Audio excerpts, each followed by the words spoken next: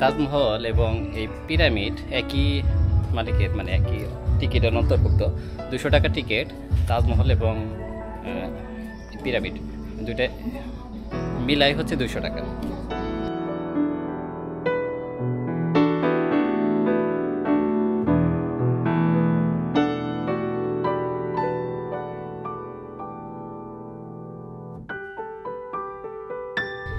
এইটা হচ্ছে আপনার বাংলার পিরামিড, মানে মিশরের পিরামিড না, এখন দেখতে আসছি বাংলার পিরামিড।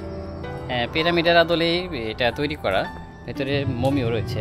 ভেতরে যাই দেখি আসলে ভেতরটা কেমন এবং আসলেই কি পিরামিডের মতো কিনা। যদিও পিরামিড, সত্যিকার পিরামিড দেখা হয়নি, দেখি যে আসলে ভেতরটা কেমন।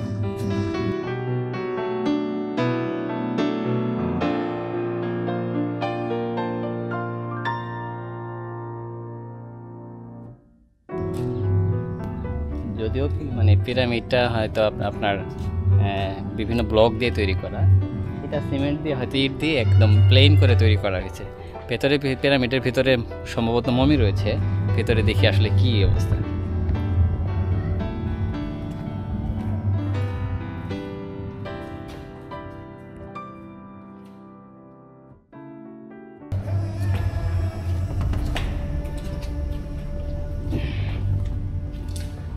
ভেতরটা অনেকটাই একেবারেই অন্ধকার, মানে একটা ভয়ঙ্কর পরিবেশ তৈরি করা।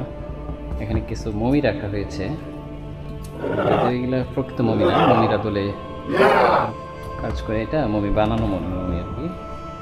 হ্যাঁ, তারপরেও একটু ভয়ানক আর কি। হ্যাঁ, অন্ধকার, আপনার একটু ভীতিকর পরিবেশ তৈরি করা।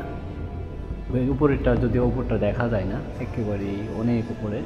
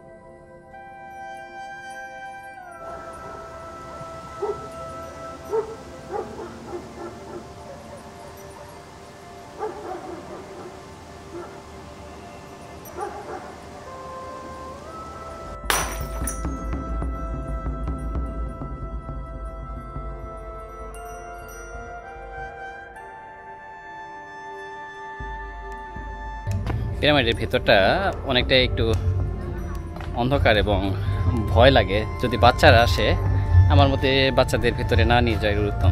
অনেকে ভয় পেতে পারে, কারণ এখন না ভয় পেলেও হয়তো এরা যদি ঘুমের মধ্যেও হয়তো ভয় পাবে। অনেক সময় দেখা যায় বাচ্চারা এই জিনিসগুলো দেখার পর রাতে হয়তো ভয় পাওয়ার সম্ভাবনা থেকে যায়। সেক্ষেত্রে আমার মনে হয় যে ভেতরে বাচ্চাদের ভিতরে না নিয়ে যায় ভালো, তাই না?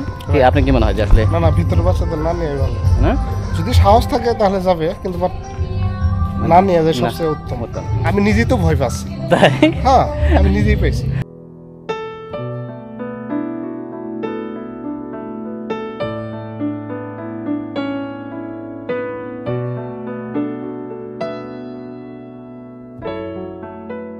এখানে ক্ষুদিরামের ফাঁসির মঞ্চ তৈরি করা হয়েছে। মানে ব্রিটিশ আমলে যে ব্রিটিশ বিরোধী আন্দোলনে যে সক্রিয় যোদ্ধা ক্ষুদিরাম, তার ফাঁসির মঞ্চ এটা। মানে সে ব্রিটিশদের বিরুদ্ধে বিদ্রোহ করার কারণে মানে একটা ইতিহাস রয়েছে, সেটা সবাই জানি। তার ফাঁসি হয়, এই ফাঁসির প্রতীকী ফাঁসি এখানে আধুনিকভাবে তৈরি করা হয়েছে।